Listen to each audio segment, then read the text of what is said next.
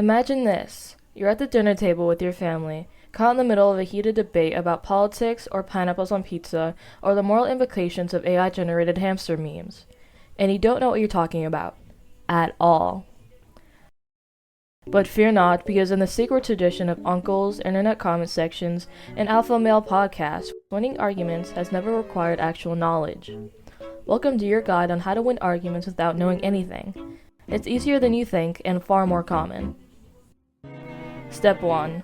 Be loud, be confident, and be wrong with your whole chest. If you say something confidently enough, it becomes a fact. This is called assertive delusion, and it works 86% of the time, every time.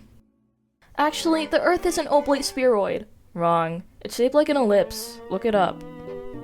Step 2. Ask an abundance of questions. This is called the Socratic smokescreen TM. You just keep asking questions until the other person forgets what the original argument was. Studies show that sugar affects cognitive function. What is a study really? Who are scientists? Have you actually ever met one? What is sugar?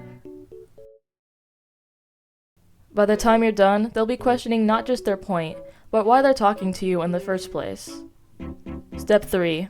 Invent a statistic.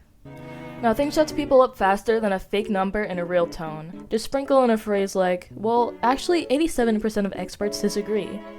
Experts on what? Unclear. But they exist, I swear. And a pro tip, if they ask for a source, say, it was a study, but it got taken down. This creates the illusion of suppressed truth, and who doesn't love a good conspiracy? Step 4. Talk faster than they can think. Speed is key. The faster you speak, the less time they have to process how wrong you are. This is known as the verbal machine gun strategy. Facts? Irrelevant. You're just here to overwhelm. Bonus points if you quote something vaguely philosophical. As Nietzsche once said, something chaos. Then move on before anyone can Google it. Step 5. Bring up something unrelated but emotionally charged. This is called the emotional landmine.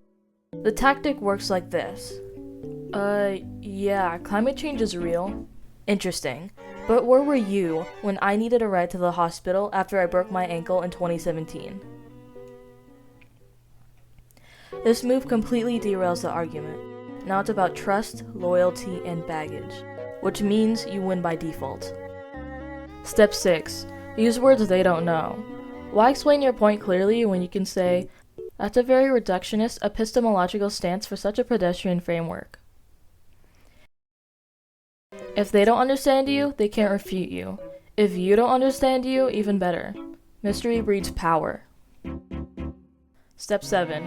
General rule of thumb, when the facts run out, if there were any in the first place, manufacture new ones. This is the bedrock of high-functioning nonsense, also known as facts. Fabricated assertions confidently told. This method relies on a simple truth. People are way more afraid of sounding uninformed than you are of being incorrect. And if you sound like you read a book once, maybe at an airport, most folks will just nod and pretend they already knew that. Unless you're debating against somebody who actually knows the facts. In that case, this will not work. Step 8. Start crying. This one's risky but powerful.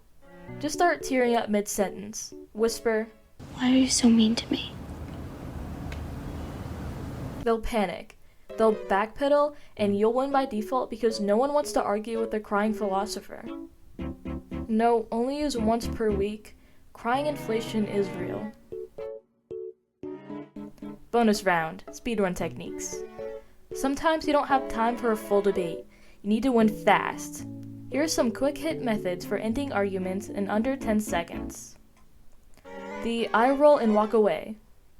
Classic, timeless, dismissive in all the right ways. The you would say that defense. Well, you would say that, wouldn't you? And last but not least, just repeat their point back with a smirk. Science states that. Alright folks, enough theory. Let's see these moves in action. Ladies and gentlemen, welcome to the debate arena, where logic goes to die. In the red corner, we have flat earthers who've come into the ring with thousands of hours of online research and personal experience. And in the blue corner, we have scientists with a PhD. Whatever that is. Let the debate begin. All video footage of this debate will come from a YouTube channel called Jubilee. Please go support them. If the Earth were truly flat, there would be really hardly any limit. You would be able to stand at the top of the Empire State Building and look towards Chicago, a mere 1,000 miles away, and see the lights of Chicago at night. No, Why wouldn't no, because you? you have an atmospheric disturbance. Very thick. I've been Water into alone. astronomy since I was 10. It's faulty logic. It's completely faulty logic. Alright, first off, I'd just like to mention that I did watch the full hour video on YouTube. And I think I got my first ever migraine, which is pretty cool. Anyway, let's break this down. Spencer provides a pretty solid example of what it would look like if the Earth were flat. In response, Shilly said that he's wrong, because of an atmospheric disturbance. Now, according to Google, that's any event or phenomena that causes a disruption or change in the normal state of the atmosphere, like hurricanes or tornadoes. So I'm not entirely sure what she's going for here. If she's saying that you could see Chicago from the Empire State Building, that would somehow trigger a hurricane, or the lack of seeing it is the disturbance, I genuinely don't know. But she says it with confidence, so I guess it counts as science now. Is it accurate? No. Is it specific? Absolutely not. This would be considered step 1. Be loud, be confident, and be wrong with your whole chest. Even though I've been targeting Shilly here, let's not pretend that Spencer's immune. He leans on an ineffective appeal to credentials, aka I've been into astronomy since I was 10. Cool story, but enjoying constellations as a kid doesn't make you an expert. That's like saying watching Grey's Anatomy qualifies you for surgery. This tactic isn't listed in the handbook, mainly because I ran out of time while making this, but feel free to call it Nostalgia Flex TM. And finally, Shilly puts out one last move, calling the scientist's logic faulty. No explanation, no rebuttal, no coherent counterpoint, just a flat, you're wrong. Honestly, it's not in the official playbook either, but it works about as well as any tactic, especially if you're allergic to elaboration. Well, now that you know what to do and what to look for, go forth. Argue boldly, mislead confidently, and remember, reality is negotiable, especially if you speak first, speak loud, and never stop moving.